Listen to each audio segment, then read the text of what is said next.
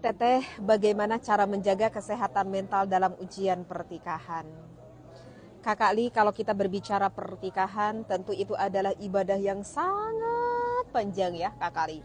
Mungkin ibadah seumur hidup Kakak Li ya, dan tentu itu membutuhkan bekal yang banyak dan harus terus ditambah Kakak Li.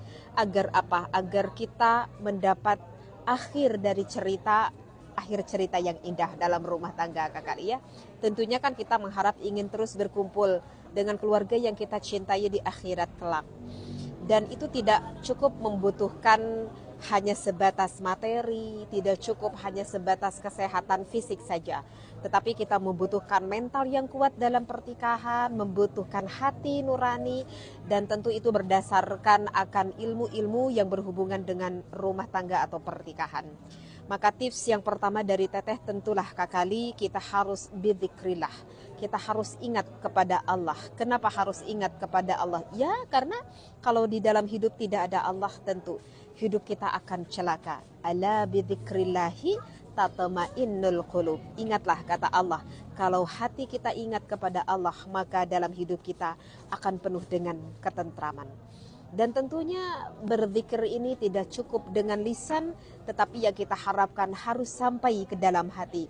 Maka ketika zikir ini ingat kepada Allah masuk ke dalam hati, maka kita akan menjadi sosok orang yang lebih penuh rasa syukur dalam pernikahan ini. Kita tidak akan menjadi sosok yang mudah stres dan depresi. Kenapa? Karena kita selalu menerima akan kehendak Allah penuh dengan rasa syukur tentunya. Dan setelah itu Kakak Li, mungkin kita harus bertawakal kepada Allah, berserah diri kepada Allah. Dan tentu tawakal ini, berserah diri ini sudah melewati proses ikhtiar, sudah melewati proses berusaha. Sehingga kita sadar betul dah bahwa ya kita diperintah oleh Allah hanya berusaha kan.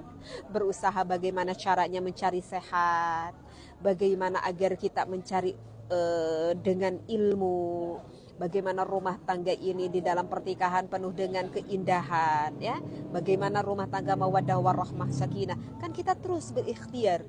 Untuk selanjutnya kita serahkan saja kepada Allah. Mau A, mau B, kita serahkan saja kepada Allah. Yang penting kita sudah menjadi sosok yang bisa menjalankan tawakal penuh dengan ikhtiar, dan tentunya ikhtiar tersebut harus melewati proses yang diridhoi oleh Allah. Dan kita juga Kakak Ali sadar betul bahwa kita adalah makhluk sosial ya, sehingga kita disuprih untuk bersilaturahmi atau bersilaturahim. Ada saudara, ada teman, ya kan, ada kerabat. Sehingga kalau misalkan dalam rumah tangga ada permasalahan yang cukup buntu Kakak Ali,